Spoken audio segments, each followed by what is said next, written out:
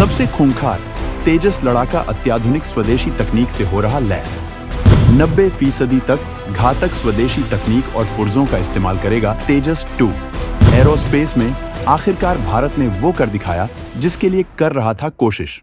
दोस्तों, भारत अपनी रक्षा क्षमताओं को बढ़ाने के लिए रफ्तार तेज कर चुका है। इसके लिए काफी पहले ही प्लान फिक्स कर दिया गया था, लेकिन अब वो वक्त आ चुका है जब भारत की इन जद्दोजहद का रिजल्ट दिखाई देने लगा है।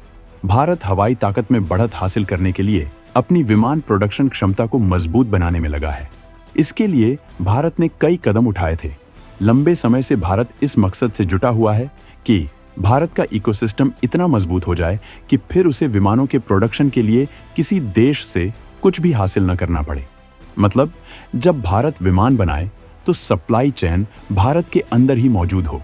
इसके लिए तमाम जद्दोजहद के बाद भारत अब कामयाबी की तरफ है और एरोनॉटिकल डेवलपमेंट एजेंसी ने ऐलान किया है कि तेजस MK2 में 90% स्वदेशी कंपोनेंट का इस्तेमाल किया जाएगा, जबकि तेजस MK1 अल्फा में 70% स्वदेशी पुर्जों का इस्तेमाल किया जा रहा है।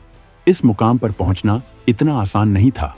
इसके पीछे के स्ट्रगल को हम इस वीडियो में बताने जा रहे हैं, जबकि हम ये भी बताएंगे कि इससे भारत को क्या-क्या फायदा होने वाला है। तो आखिर तक हमारे साथ बने रहिए। और आगे बढ़ने से पहले आपसे रिक्वेस्ट है कि भारतीय वायुसेना के समर्थन में वीडियो को लाइक जरूर करें। एक एक करके तमाम तरह के पुर्जों का किया गया स्वदेशीकरण। स्वदेशी कंपनियों को जरूरी कंपोनेंट बनाने का दिया गया जिम्मा।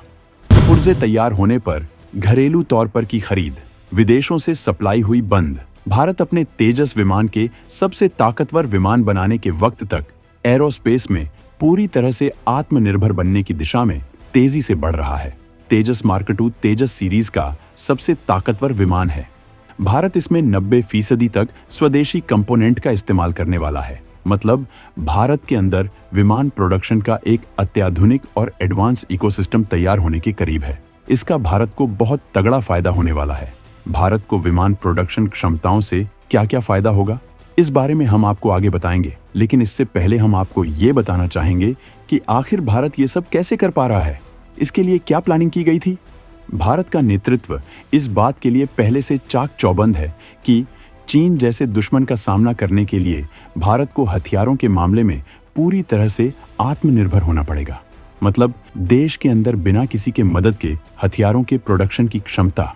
लड़ाकू विमान किसी भी देश के लिए बेहद खास होते हैं, जो किसी भी जंगी मिशन को पूरा करने में गेम चेंजर ताकत रखते हैं। इसका नमूना हाल में ही इजराइल ने लेबनान में हिजबुल्लाह चीफ को जहन्नुम भेजने के लिए F-35 विमानों का इस्तेमाल करके पेश किया है। भारत ने भी पाकिस्तान के बालाकोट में आतंकी कैंपों में अपने हवाई बेड़े के मिराज 2000 विमान के जरिए बम बरसाया था। लड़ाकू विमानों की इसी ताकत को देखते हुए भारत ने बहुत पहले ही स्वदेशी विमान बनाना शुरू किया था और तमाम दिक्कतों से जूझने के बाद भी आखिरकार भारत ने अपने इस सपने को पूरा किया और अब भारत इस सीरीज के तमाम विमानों को बनाने में लगा है। तेजस MK2 इस सीरीज का सबसे एडवांस लड़ाका है। इन विमानों के विकास में काफी वक्त लगा है, लेकिन इसका फायदा भी हुआ है। इस वक्त में वैज्ञानिकों को इनके तमाम पुर्जों का स्वदेशीकरण करने का मौका मिल गया और अब मिशन ये है कि तेजस MK2 में 90% स्वदेशी पुर्जों का इस्तेमाल किया जाएगा, जबकि तेजस मार्क I अल्फा में 70% स्वदेशी पुर्जों का इस्तेमाल किया जाएगा।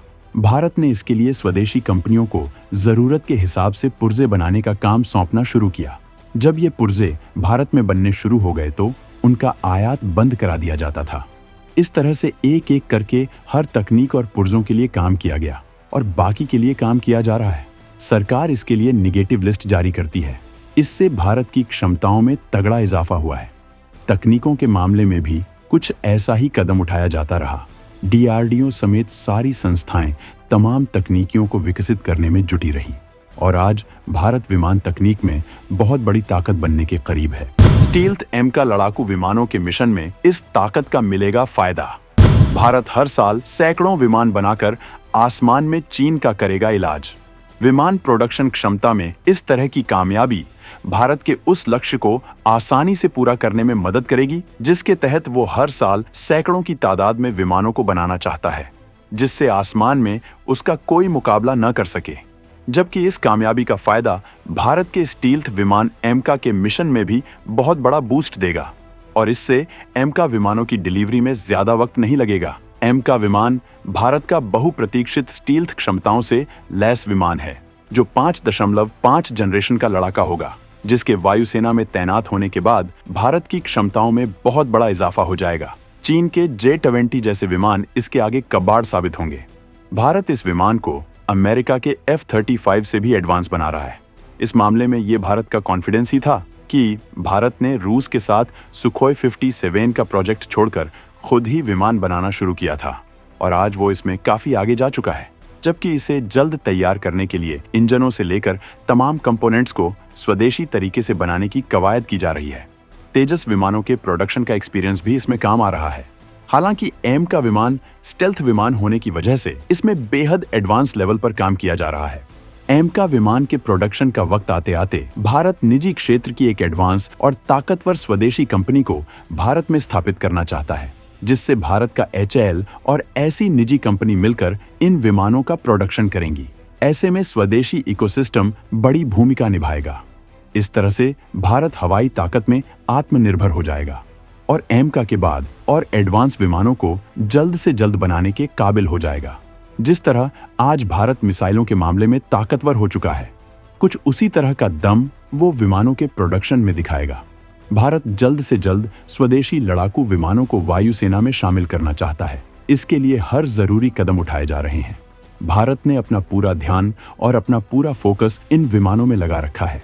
इसी वजह से वो विदेशी पार्टनर से विमान हासिल नहीं कर रहा था, जबकि अब वो जरूरत के हिसाब से कुछ विमान खरीद सकता है। HAL नौसेना से लेकर वायुसेना के लिए विमानों के प्रोडक्शन में लगी है, जबकि सुखोई विमानों को अपग्रेड करके इसकी क्षमताओं में जबरदस्त इजाफा किया जा रहा है। इसे अत्याधुनिक तकनीकों और घातक हथियारों से लैस किया जा रहा है और रूस से इन विमानों के लिए एक बड़ा करार हो सकता है, जिसके तहत भारत 50 सुखोई विमानों को लाइसेंस लेकर भारत में ही बना सकता है। इन सारी कवायदों से भारत की विमान निर्माण की ताकत में लगातार इजाफा होता जा रहा है। तो दोस्तों, विमानों के लिए स्वदेशी क्षमताओं की इस कवायद पर आप क्या कहना चाहेंगे? कमेंट में जरूर बताएं।